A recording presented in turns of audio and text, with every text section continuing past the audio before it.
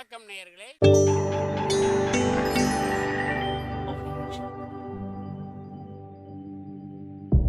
மகிழ்ச்சிக்கோர் தென்கட்சி என்ற அலைவரிசையில்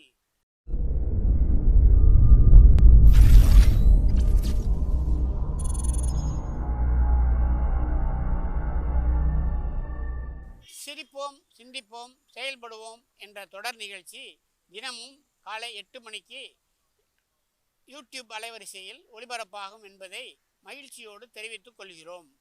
ஒரு ஊரில் ஒரு துறவி இருந்தார். புத்த சமய துறவி.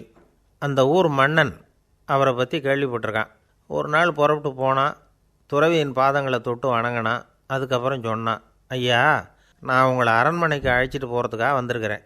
இனிமேல் நீங்கள் இங்கே எதுக்கு இருக்கணும் அப்படின்னானா. அவன் மனசுக்குள்ளே என்ன நினைப்புன்னா, இவர் எங்கே வரப்போகிறாரு, நான் ரொம்ப எளிமையானவன், எனக்கு எதுக்கு அரண்மனை வாசம்னு சொல்லிவிடுவார் அப்படின்னு நினச்சிருக்கான். ஆனால் அந்த துறவி என்ன பண்ணார் தெரியுமா? அப்படியா, சரி போகலாம், வா, போய் உன் ரதத்தை கொண்டுட்டு வா, அரண்மனைக்கு போகும்பொழுது அதுக்கு தகுந்த மாதிரி ஆடம்பரமாக போகணும் அப்படின்னு விட்டாரான். துறவி இப்படி சொன்னதும் அந்த மன்னனுக்கு மனசுக்குள்ளே சந்தேகம் வந்துட்டுது. இவர் உண்மையிலேயே துறவி தானா, ஏமாத்து பேர் வழி மாதிரி தெரியுதே அப்படின்னு நினச்சிருக்கான்.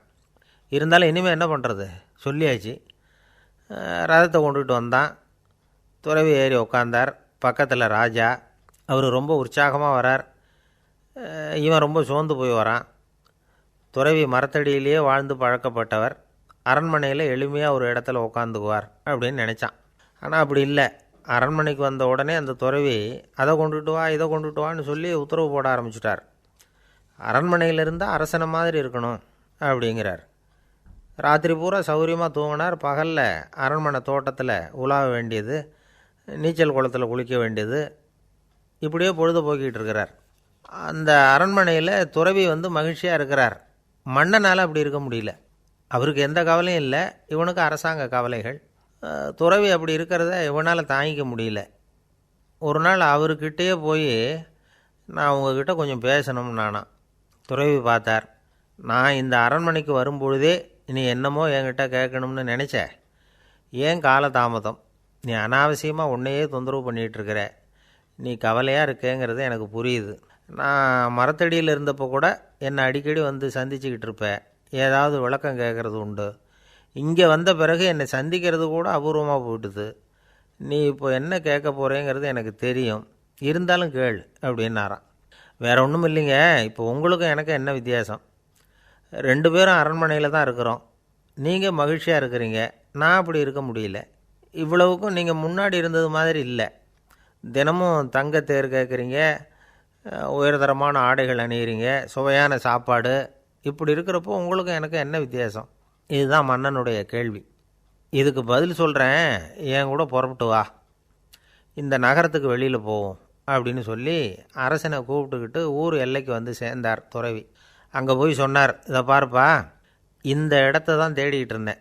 இனிமேல் நான் திரும்பி வரப்போகிறதில்ல. நீ என்னோட வர்றியா, திரும்பி போறியா அப்படின்னார்.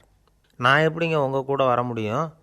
என்னுடைய நாடு, என்னுடைய சொத்துக்கள், மனைவி, மக்கள் எல்லாத்தையும் விட்டுட்டு எப்படிங்க வர்றதுன்னா. இப்போ அந்த துறவி சொன்னார், இப்போ வித்தியாசத்தை தெரிஞ்சுக்கிட்டியா? நான் அரண்மனையில் இருந்தேன், எல்லா வித பொருள்களும் உடையவனாக இருந்தேன். ஆனால் எதையும் சொந்தம் கொண்டாடுறவனாக இருக்கல. ஆனால் நீ அப்படி இல்லை, எல்லாத்தையும் சொந்தம் கொண்டாடிக்கிட்டு இருக்கிற. இதுதான் நமக்குள்ள வித்தியாசம் அப்படின்னு சொன்னார். அரண்மனை ஆடைகளை அப்படியே களைஞ்சார். அரசங்கிட்ட கொடுத்தார். உன்னுடைய ஆடைகளை நீயே வச்சுக்கோன்னார். அவர் பாட்டுக்கு நடந்து போனார், திரும்பியே பார்க்கல. அரசனுக்கு அப்போ தான் தன்னுடைய அறியாமை விளங்குச்சான். இதிலேருந்து நாம் புரிஞ்சிக்க வேண்டியது என்னென்னா, இந்த உலகத்தில் எத்தனையோ பொருள்கள், அதையெல்லாம் முறையாக பயன்படுத்தினா மகிழ்ச்சி. அதை விட்டுட்டு அதுக்கெல்லாம் சொந்தம் கொண்டாட ஆரம்பித்தா கவலை. நம்ம ஆட்கள் சொந்தம் கொண்டாடுற விதமே தனி. ஒரு ஆள் இன்னொருத்தங்கிட்ட ஒரு கொடை கடன் வாங்கியிருந்தான், திருப்பி கொடுக்கல. கொடையை கொடுத்தவன் கேட்டான், என்கிட்ட கடன் வாங்கினிய கொடை, அதை கொஞ்சம் திருப்பி தர்றியான்னா. அது உனக்கு இப்போ அவசரமாக தேவைப்படுதா அப்படின்னு கேட்டான் இவன். எனக்கு தேவைப்படலை, அந்த கொடையை நான் யாருக்கிட்ட வாங்கியிருந்தேனோ அவனுக்கு இப்போ அது அவசரமாக தேவைப்படுது அப்படின்னானா அந்த ஆள்.